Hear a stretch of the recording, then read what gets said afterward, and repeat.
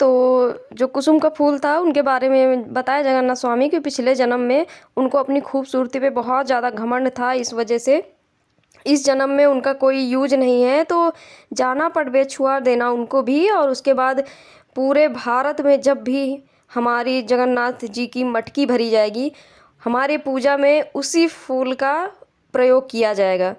तो दुलबुले महाराज जी बोले कि ठीक है स्वामी। उसके बाद फिर दुलबुले महाराज जी को अच्छे से सुनाई भी देने लगा और दिखाई भी देने लगा, और दुलबुले महाराज जी अपने नगर की ओर प्रस्थान किए।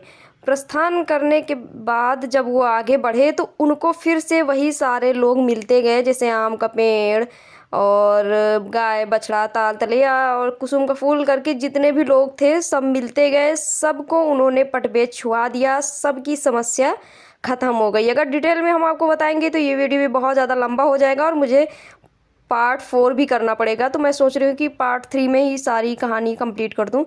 तो जब सभी लोगों की समस्याओं का समाधान हो गया, फिर आगे चलते चलते चलते चलते अपनी छोटी बेटी के घर पहुँचे दुलबुले महाराज जी। जब छोटी बेटी के घर पहुँचे तो छोटी बेटी का घर धन धान्य से भर गया था, घर भी अच्छा बन गया था। तो दुलबुले महाराज जी आए और छोटी बेटी ने उनका फिर से इज्जत मान सम्मान किया, पानी पीने के लिए दिया, खाना वगैरह खिलाया। उसके बाद फिर दुलबुले महाराज जी बोले कि बेटा हम जगन्नाथ स्वामी जी का ब्रह्मभोज कर रहे हैं और तुम्हारे पूरे सभी परिवार को आना है, और तुम्हारे जितना भी गांव मोहल्ले में के लोग हैं सबको निमंत्रण दे देना और पूरे गांव के लोगों को आमंत्रित कर देना कि हमारे यहाँ उनको आना है। तो बोली ठीक है पिताजी हम आएंगे। तो फिर वहाँ से दुलबुले महाराज जी विदा लिए पहुँचे अपनी बड़ी वाली बेटी के घर। तो बड़ी वाली बेटी के घर काफ़ी ज़्यादा गरीबी आ गई थी। जैसे ही दुलबुले महाराज जी पहुँचे तो बोली कहाँ के पापी आ गए हैं, तुम हमारे बाप हो कि पापी हो? जब से तुम आए हो मेरे घर में गरीबी आ गई है, दुख दरिद्रता आ गई है। तो दुलबुले महाराज जी बोले कि बेटा इसमें हमारी कोई गलती नहीं है, सब करता धरता वही जगन्नाथ स्वामी हैं और हमने तुम्हारे साथ कुछ भी गलत नहीं किया है। तो फिर दुलबुले महाराज जी बोले कि बेटा हम जगन्नाथ स्वामी जी का ब्रह्मभोज कर रहे हैं और पूरे परिवार को आना है, तुम अपने पूरे गांव रिश्तेदार सबको निमंत्रण दे देना, सबको आना है। तो बोली कि जो है अरे हम नहीं आएंगे, हमारे पेट में तुम लात मार के चले गए हो, हम इतनी गरीबी आ गई है। तो बोले हम कुछ नहीं किए हैं, अब वहीं पे आना, हो सकता है वहाँ पे तुम्हारे साथ कुछ अच्छा हो जाए, तो आना बेटा ब्रह्मभोज में पूरे नगरवासियों को लेके आना। ऐसे निमंत्रण दे के और दुलबुले महाराज जी और पूरे रास्ते में जितना भी जान पहचान के और गांव नगर के लोग थे सबको वो ब्रह्मभोज का निमंत्रण देते देते अपने नगर पहुंच गए। जब नगर पहुंच गए तो वो अपना घर ढूंढ रहे हैं, कहाँ गई मेरी टूटही मड़ैया, कहाँ गए हमरे कृष्ण मुरार, कहाँ गई मेरी टूटही मड़ैया, कहाँ गए मेरे कृष्ण मुरार, कहाँ गई मेरी चिरकुटही नार। ऐसे बोलते जा रहे थे और अपना घर ढूंढते जा रहे थे। तो जब कृष्ण मुरार की माता जी सुनी तो कहीं बेटा देखो जरा बाबू आए हैं क्या? तो बोले कि अरे नहीं अम्मा कहाँ बाबू आए हैं, कहीं नहीं देखो कुछ गा रहे हैं, हमका लग रहा है तुम्हारे बाबू की ही आवाज़ है। तो जब वो निकल के देखे तो कहे अरे बाबू कहाँ तुम इधर उधर भटक रहे हो, यही तो है अपना घर। तो कहे अरे नहीं अपना घर कहाँ है, कहीं अरे नहीं यही घर, क्योंकि पूरा महल बन के तैयार हो गया था। जगन्नाथ स्वामी जी की कृपा से जो सोने की भौरी थी उन्हीं सबको बेच के ये लोग बहुत बड़े आदमी हो गए, भगवान की कृपा से पूरा कंचन महल तैयार हो गया इनका। तो अब दुलबुले महाराज जी अपनी वही पुरानी झोपड़ी ढूंढ रहे थे। तो फिर कृष्ण मुरार कहें अच्छा आओ पिताजी हम आपको दिखाते हैं आपकी झोपड़ी। तो इनके घर के पीछे मदार का पेड़ था, उसी के ऊपर इनकी झोपड़ी टंगी हुई थी। जब उनका लड़का दिखाया तब उनको विश्वास हुआ। उसके बाद घर के अंदर गए, फिर माता जी उनके पैर वैर धुली, पैर वैर धुलने के बाद फिर अपना उनको खाना पीना खिलाई विलाई आराम किए दुलबुले महाराज जी। उसके बाद फिर बोले कि हम ब्रह्मभोज करेंगे। तो कहीं ब्रह्मभोज करोगे? कहें हाँ हम पूरे नगर को निमंत्रण दे आए हैं, सब नात रिश्तेदार को निमंत्रण दे आए हैं, अब तुम पूरी तैयारी करो। तो महाराजिन कहीं ठीक है, महाराजिन मतलब दुलबुले महाराज जी की पत्नी तो बोली चलो ठीक है भाई हम तैयारी करेंगे। तो दुलबुले महाराज जी बोले लेकिन सुनो हम जगन्नाथ स्वामी जी को निमंत्रण दे के आए हैं, अब वो किसी भी भेष में आए, उनके नाक थूक बहता रहे, बाल बिखरे रहें, गंदे कपड़े पहने रहें, कुछ भी रहें, अगर वो आ रहे हैं तो उनको चाहे जहाँ मर्जी हो पूरे घर में, चाहे जहाँ घूमे, कोई कुछ बोलना नहीं। तो कहीं हाँ ठीक है भाई, नहीं बोलेंगे। उसके बाद फिर उनके यहाँ धीरे धीरे धीरे धीरे करके पूरी तैयारियां चलने लगी ब्रह्मभोज की। गेहूँ धुला जाने लगा, चावल वावल सब साफ किए जाने लगे। ऐसे धीरे धीरे धीरे धीरे तैयारी करते करते आखिर वो ब्रह्मभोज का दिन भी आ गया। ब्रह्मभोज का दिन आ गया, सारी जनता इकट्ठा हो गई, भीड़ भाड़ खूब इकट्ठा हो गई। छोटी बेटी आ गई, बड़ी बेटी जैसे ही आई, घर की जो मेन दरवाज़ा हो तो उसकी डेहरी खूब ऊंचाई तक पहुंच गई, ऊंची हो गई। तो बोली, अरे हमारा बाप पापी है, हमेशा हमारे साथ छल कपट किया है, आज अपने दरवाजे बुला के भी हमारी बेइज्जती कर रहा है। सब लोग अंदर चले गए, हमारे लिए देखो डेहरी ऊंची हो गई। तो उनके पिताजी बोले, बिटिया हम कुछ नहीं किए हैं, जो किए वही जगन्नाथ स्वामी किए, उन्हीं से क्षमा याचना करो। उसके बाद फिर दुलबुले महाराज जी भी हाथ जोड़ के बोले, जगन्नाथ स्वामी हमारी बिटिया को अंदर आने दो, इनकी जो गलती है उसको क्षमा कर दो। अच्छा, जब दुलबुले महाराज जी खूब प्रार्थना किए तो डेहरी नीचे हो गई और उनकी बड़ी बेटी भी घर में प्रवेश कर गई। उसके बाद फिर क्या हुआ कि दुलबुले महाराज जी किसी काम से चले गए बाहर किसी दूसरे गांव में। तब तक जगन्नाथ स्वामी आ गए भाई, क्योंकि उनके भक्त ने इतने प्यार से बुलाया था तो कैसे ना आते। तो जब वो आए तो उनके बाल बिखरे थे, राल नाक थूक सब बह रहे थे, इतना जुआ चीलर उनके बाल में पड़ा था, पूरे बाल बिखरे हुए थे, फटे पुराने कपड़े पहने थे, मक्खियाँ चारों तरफ से भिनभिना रही थी। अब वो ऐसे झूमते झूमते उनके सीधा घर में घुसे जा रहे हैं। तो महाराज जी ने देखी, कहीं अरे कहाँ कौन से गंधैला इंसान है, घर के अंदर घुसे जा रहे हो, शर्म नहीं आ रही। वह सब धेरिया पतोहिया घर के अंदर बैठी, अंदर तक घुसते चले जा रहे हो, चलो हटो भागो यहाँ से भागो। ऐसे जब महाराज जी ने बोल दी तो भाई बहुत क्रोधित हो गए जगन्नाथ स्वामी। और उसके बाद वो उल्टे पाँव लौट गए। उल्टे पाँव जब लौट गए तो उसके बाद सब इधर प्रोग्राम चल रहा था, खाना पीना हर चीज़ का।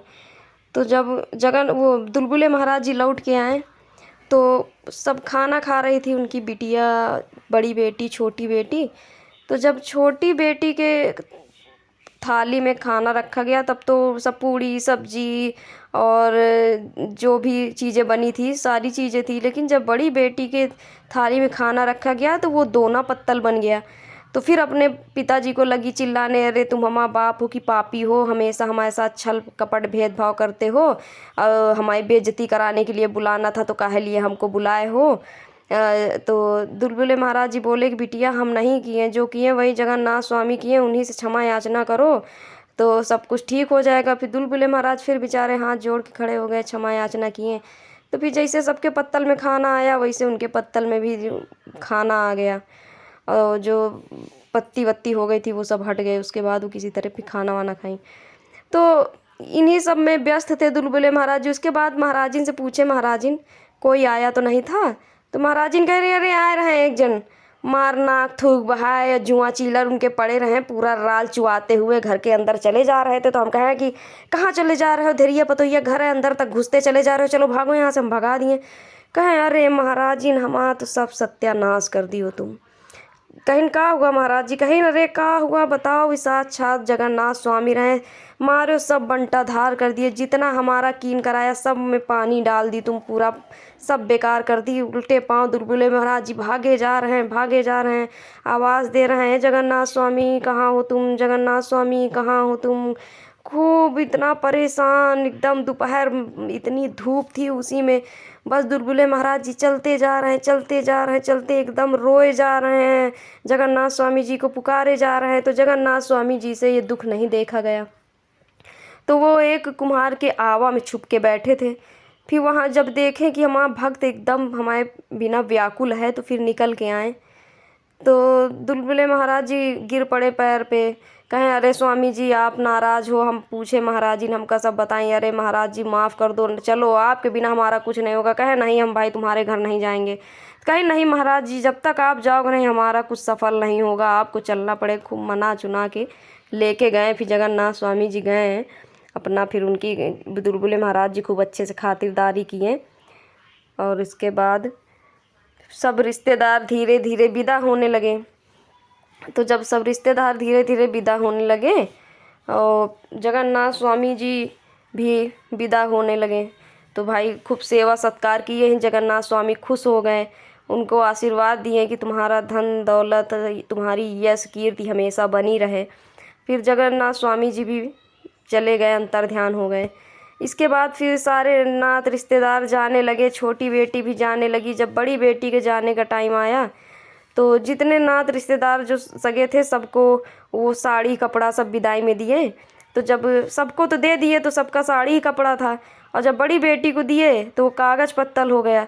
तो फिर बड़ी बेटी लगी चिल्लाने कि अरे तुम पापी हो, हमारे साथ यही भेदभाव करने के लिए बुलाए हो, यही बेइज्जती करने के लिए। तो दुलबुले महाराज जी बोले, बिटिया ये जो कुछ भी कर रहे हैं सब वही जगन्नाथ स्वामी कर रहे हैं।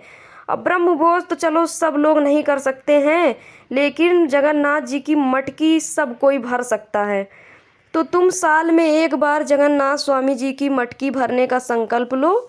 जैसे तुम बिटिया जगन्नाथ स्वामी जी की मटकी भरोगी, वैसे जगन्नाथ स्वामी भी तुम्हारा भंडार हमेशा भरेंगे।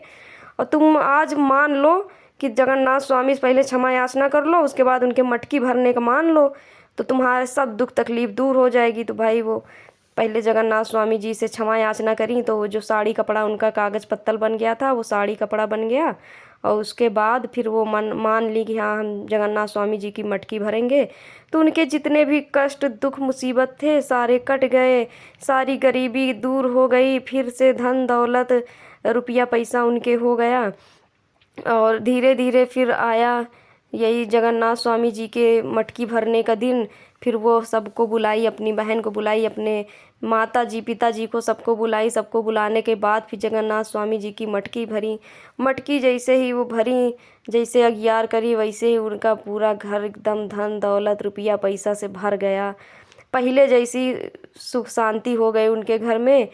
तो जगन्नाथ स्वामी जी की जो कोई भी मटकी भरता है, इनकी कथा करता है, इनकी कथा सुनता है जगन्नाथ स्वामी जी, उसको धन धान्य से भरपूर रखते हैं, उसको यश कीर्ति प्रदान करते हैं, चारों दिशाओं में उसका नाम होता है।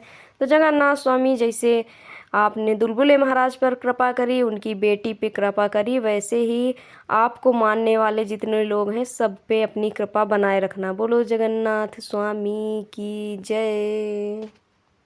तो फ्रेंड्स यहाँ से जगन्नाथ स्वामी जी की कहानी समाप्त होती है। अगर आप लोगों को पसंद आई है तो एक लाइक ज़रूर कर देना, क्योंकि आप लोग कहानी तो सुन लेते हो, ना लाइक करते हो ना कमेंट करते हो, ये गलत बात है। और जिन्होंने अभी तक चैनल को सब्सक्राइब नहीं किया है वो चैनल को सब्सक्राइब कर दें, साइड में बेल आइकन है उसे भी प्रेस कर दें, जिससे मैं जब भी कोई वीडियो अपलोड करूँगी तो तुरंत आपको उसका नोटिफिकेशन मिल जाएगा। और आप और किस टॉपिक पे कहानी सुनना चाहते हैं, दुखदुरिया हो गया, चटपट माता हो गया, मतलब किसी भी टॉपिक पे अगर आपको कहानी चाहिए तो आप हमें कमेंट बॉक्स में कमेंट करके बताइए, मैं ज़रूर आप लोगों के साथ शेयर करूँगी। तो ठीक है फ्रेंड्स, मिलते हैं नेक्स्ट वीडियो में, तब तक के लिए बाय बाय।